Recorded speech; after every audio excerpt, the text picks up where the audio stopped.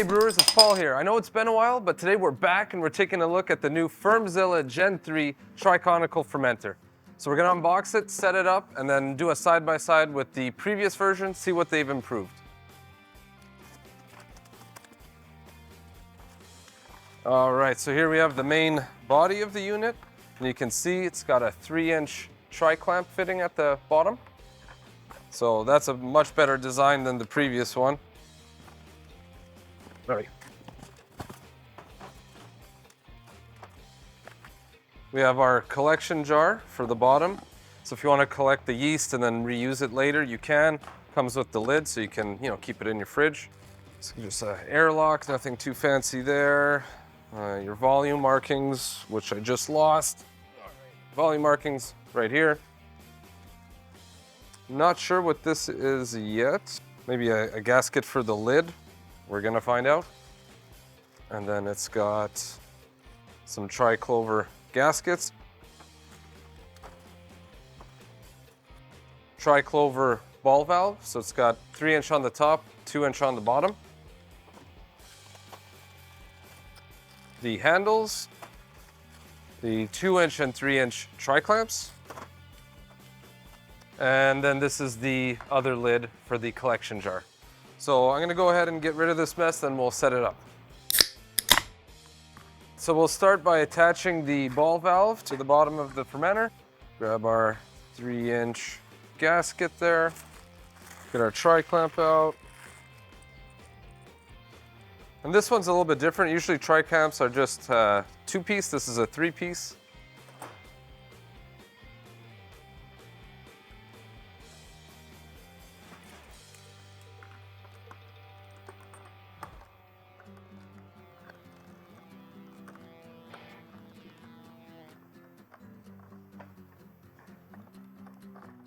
We want to make sure that's nice and tight. Don't want anything leaking out of here. That should do it.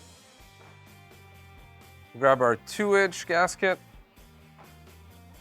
our collection jar, line that up here. 2-inch tri-clamp.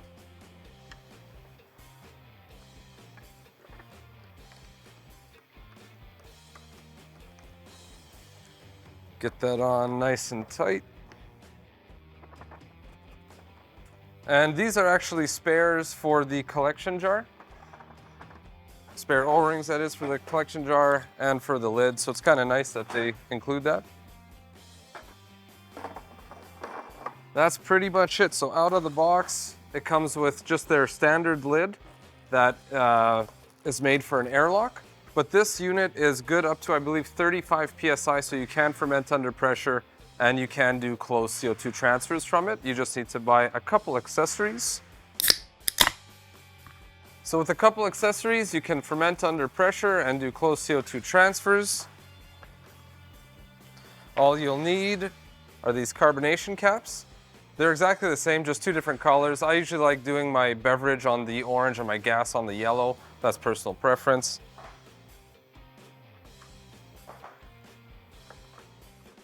That just screws on just like that. Just like on the Fermzilla all-rounder and on the previous versions of the Fermzilla unit tank. So there's their spunning valve. And then, I'm not gonna take it all apart, but basically you'd put this cap on the other side along with the floating dip tube, and they also sell an optional filter for that, for when you wanna do a closed CO2 transfer. So next we'll install the handle. These 2 pieces here just go around the neck. Handle goes there. This is gonna be a bit tricky to do by myself, but let's see if we can get it done here. All right, so far so good. Then we'll just take the nut here and then screw that on. Then we'll just do the same thing to the other side.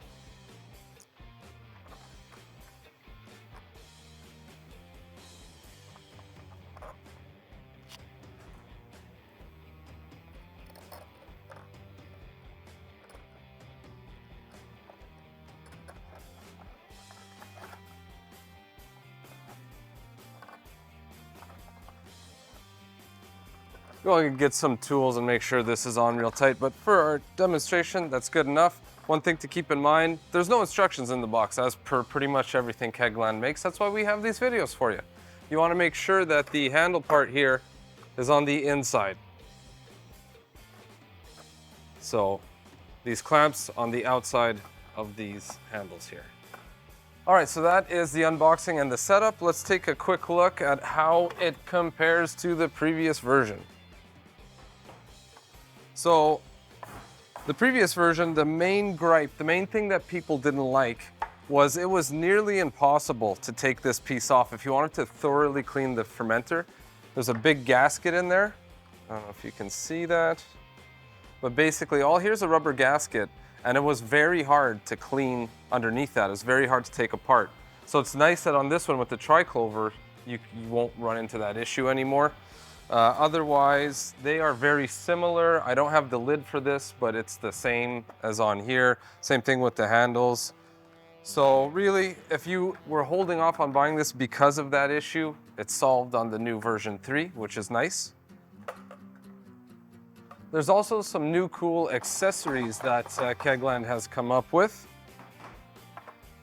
These will work on the new version 3, but also on the all-rounder and the previous model. Holy. One thing I'll mention, it's pretty hard to get this off. There's a gasket here. I would recommend getting some keg lube or some other food grade lubricant. Just put that on before you install it. So one of the new lids they have, you can of course have the carbonation caps on there. And then they sell a thing called a hop bong for obvious reasons. And this will install onto this lid here with another ball valve and a 2-inch tri-clamp.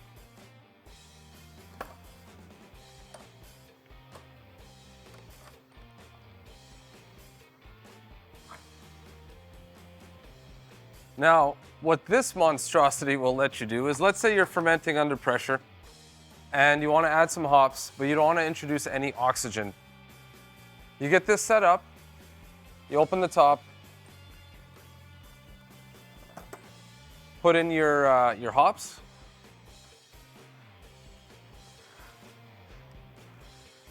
Obviously, if I had beer or something in here, I would have cleaned that. That just fell on the floor.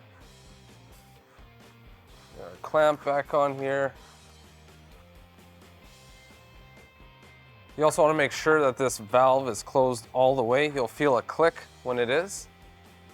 So we've added some hops. Use your imagination. There's hops in here. There's also oxygen in there.